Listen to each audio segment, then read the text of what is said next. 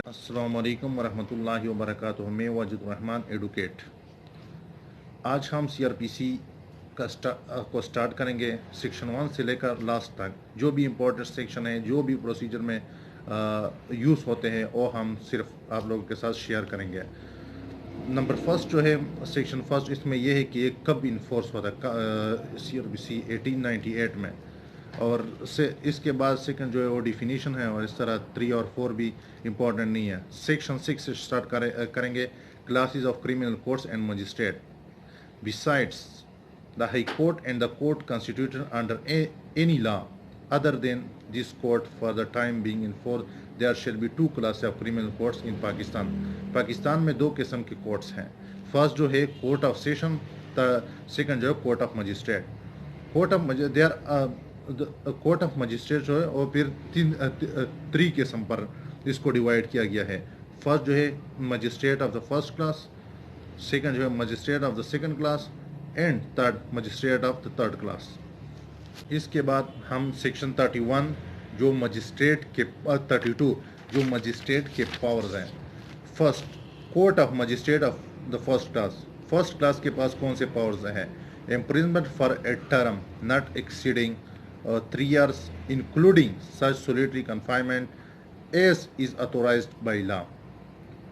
Fine not exceeding 45,000 rupees, arsh daman या vaping code वगैरह जो होते हैं। Number second, courts of magistrate of the second class. Second class के पास कौन से पावर्स हैं?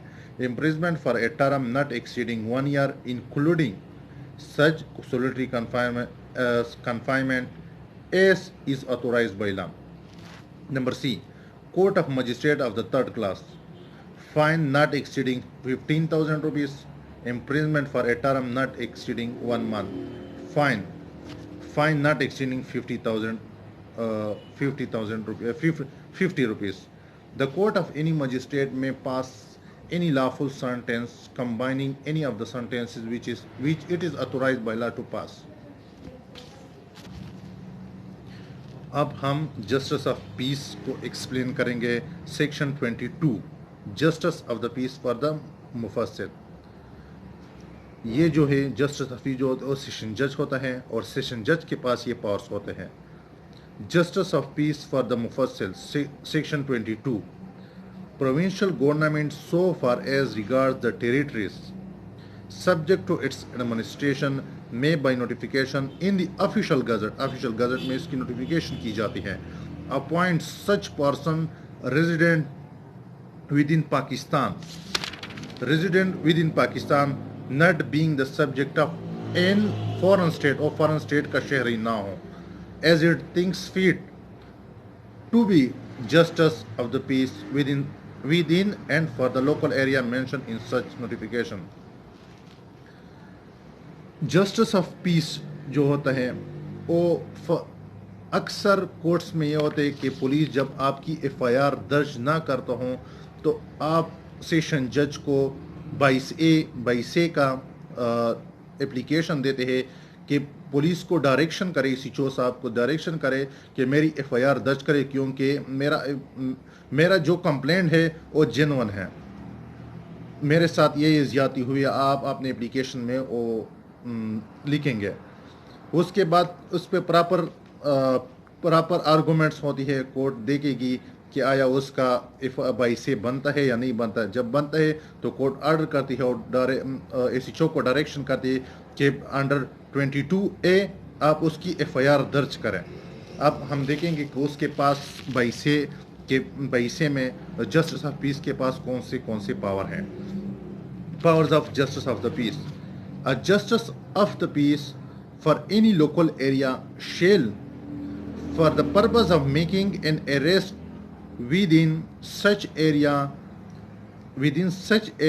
all the powers of a police officer referred to in section 54 and an officer in charge of a police station referred to in section 5.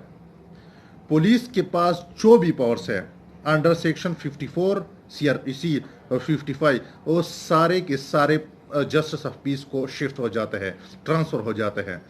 Number 2, sub section 2, justice of the peace making an arrest in exercise of any powers under subsection 1 shall forthwith take or cause to be taken the person arrested before the officer in charge of the nearest police station and furnish such officer with a report as to the circumstances of the arrest, and such officer shall thereupon re-arrest the person.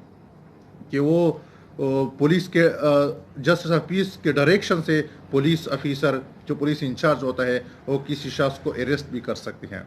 Number 3, a justice of the peace for any local area shall have powers within such area to call upon any member of the police force on duty to aid him. Justice of peace जो होते हैं वो किसी भी police officer को direction या order कर सकती है कि आप आ जाए और मेरी ड्यूटी में हमारी मदद करें.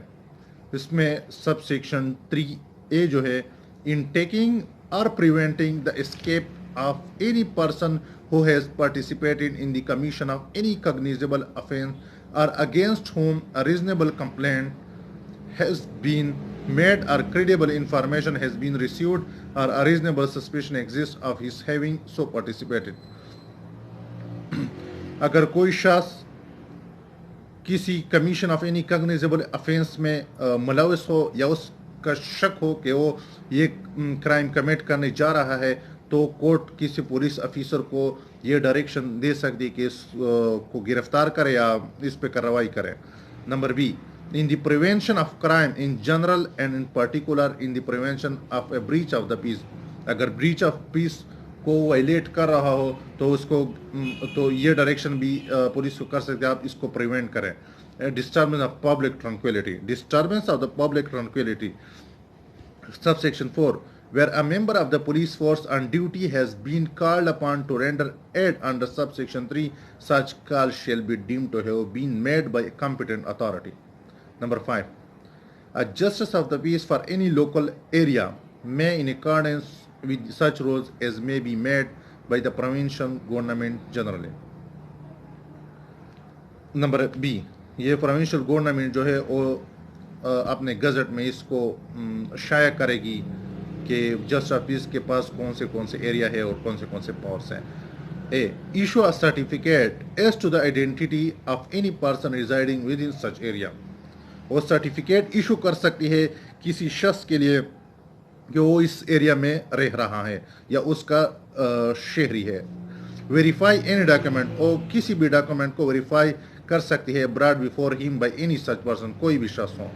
Attest any such document required by or under any law for the time being in force to be attested by a magistrate and until the country is proved. Number 6, जो सबसे इम्पोर्टेंट है और जो जिसके लिए हम बैसे करते हैं वो ये है, in ex officio justice of the peace में issue appropriate direction to the police authority concern on a complaint regarding. इसमें जस्टिस ऑफ पीस जो होता है वो पुलिस अथॉरिटीज़ को डायरेक्शन करती है कि आप इस चीज़ पे जो कंप्लेंट आए इस पे अमल करें. फर्स्ट जो है non registration of a criminal case.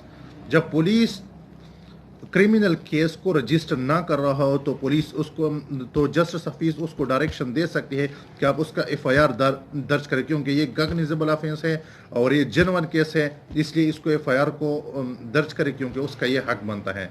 Number 2, transfer of investigation from one police officer to another. अगर किसी शख्स को या किसी मुस्तइस को कंप्लेनेंट को शक हो कि ये पुलिस ऑफिसर जो है वो फेयर नहीं है हमारे साथ इन्वेस्टिगेशन में, तो कोर्ट को जस्टिस ऑफ पीस को एप्लीकेशन दे सकती है सेशन जज को कि ये केस जो है ये इन्वेस्टिगेशन जो है इस पुलिस ऑफिसर से ट्रांसफ़र करे दूसरे में, तो ये पावर भी जस्टिस ऑफ पीस के पास है. Number 3, neglect failure of access committed by police authority in section to its function and duties.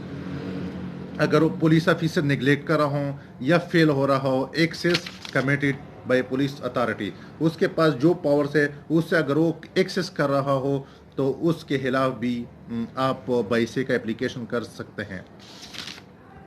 और 22B में जो उसमें ड्यूटीज़ है, duties of justice of piece, इसी के साथ साथ हमारा 22A और सेक्शन 1 से सेक्शन 6 और जो मजिस्ट्रेट 1, 2, 3 के जो पावर से कौन से इम्प्रिजमेंट फाइन वगैरह दे सकते हैं। इसी के साथ हमारा लेक्चर ख़त्म होता है। मैं सारे व्यूअर्स से रिक्वेस्ट करता हूँ कि मेरे चैनल को सब्सक्राइब करें और उसी के साथ बेल बटन का भी दबाएं ताकि हमारी नई वीडियोस की नोटिफिकेशन आप तक पहुंच जाएंगे। इंशाल्लाह कल नेक्स्ट लेक्चर में हम powers of court chapter 3 start करेंगे। उसी के साथ साथ हम 28, 29, 30, 31 इस कंटिन्यूसली हम सेक्शन वाइज इसको डिस्कस करेंगे। अस्सलामु अलैकुम वरहमतुल्लाहि वबरकातुहू।